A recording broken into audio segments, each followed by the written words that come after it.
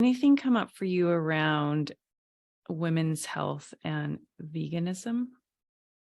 Yes. Okay. I think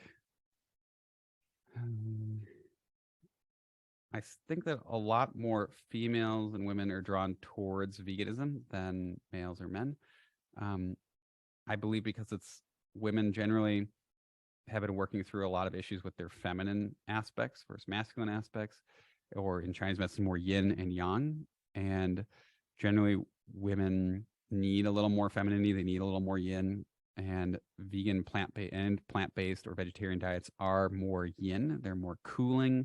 They're more calming. They're more beneficial for when there's more minerals in that food for the most part.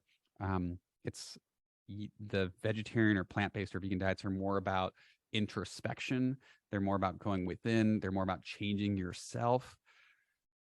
They're less about action and changing the world and externalization, and more of internalization. Like if you wanted to go into the woods and do like a fast or a meditation for a long period of time, or like detox or cleanse or purge something from your life, or work on your internal world, most of the monks and priests and people doing that type of spiritual work are going to have a plant-based diet. They're not going to be doing like, a bunch of elk and venison while they're meditating on a 10-day retreat. The energy just doesn't line up, which is why intuitively people don't usually do that.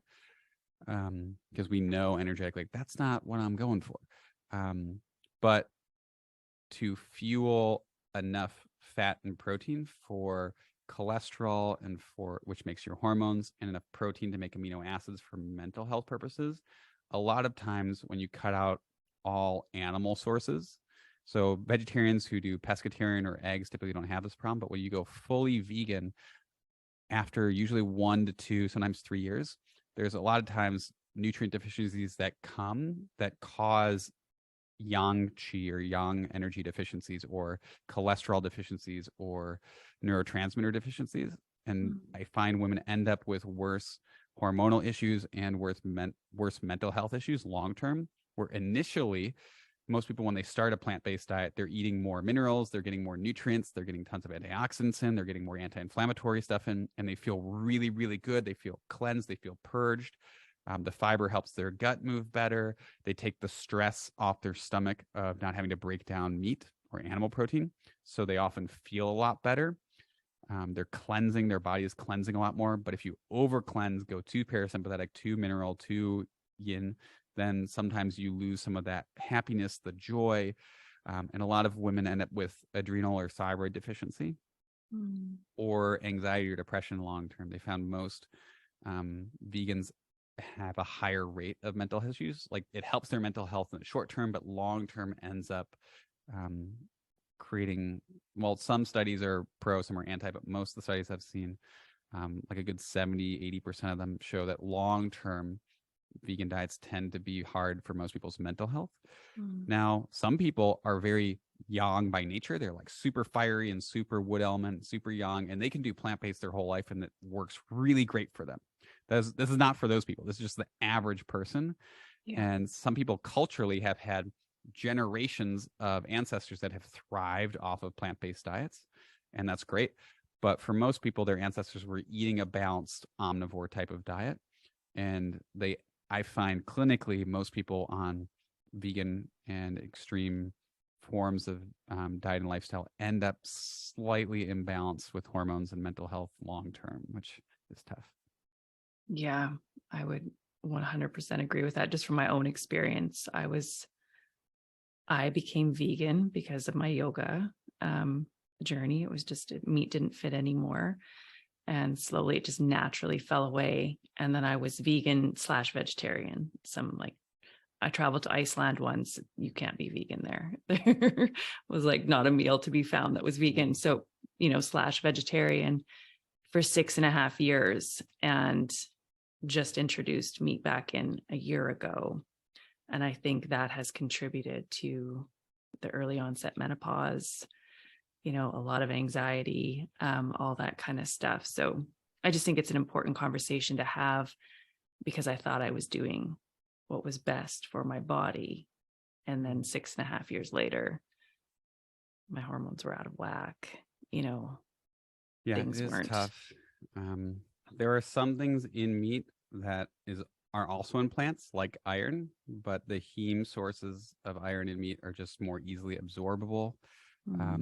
Sometimes you don't make as much digestive enzymes or stomach acid when you don't have meat in the diet as well. So that can cause gut issues that then creates anxiety. And I think the big thing is probably not in your case, but a lot of people are doing the unhealthy vegan. They're doing like SpaghettiOs and vegan mac and cheese kind of vegan diets rather than like more whole, real food, unprocessed foods type of vegan diets. So there's something to be said there of like high sugar, but like vegan, or like high processed food vegan versus like healthy smoothies and fresh foods kind of vegan diet too. And then getting enough rice and beans, or just making sure you get quinoa or other forms of protein in, is really helpful. So when I have patients that really thrive on it, I just make sure they're getting enough of their macronutrients of healthy fats and protein in, because a lot of times the carbohydrate excess over time with not enough fat or protein will cause those neurotransmitters, because most people don't realize the amino acids and protein are where your neurotransmitters come from.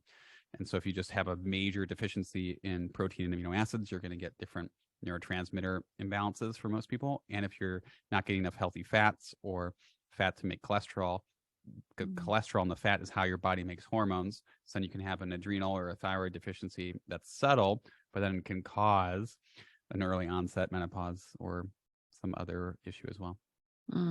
Yeah.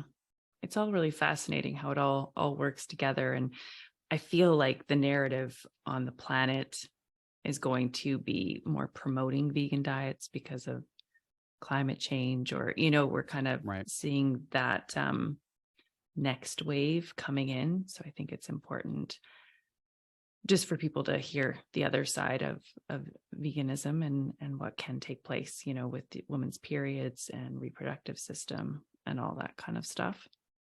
Yep. I think there are a few books that talk about it. I think Mark Hyman, Hyman, has a really good book talking about how like animal-based regenerative agriculture is actually very healing for the environment and the climate. And a lot of people have been taught that like cows are bad for climate change and they're the biggest source of like ozone gas and things like that, or carbon dioxide. But when we actually farm with regenerative agriculture, we don't have to exclude these animals. Like we can include the cows. We don't have to exclude the cows. We can like have harmony with cows and all the other animals.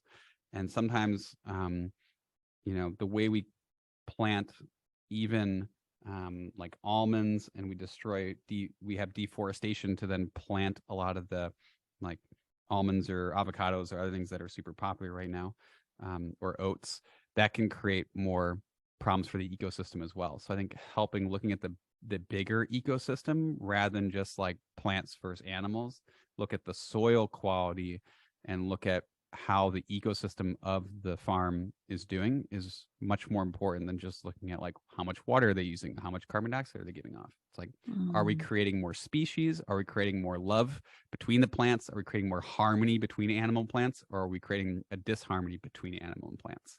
Is really crucial. Yeah.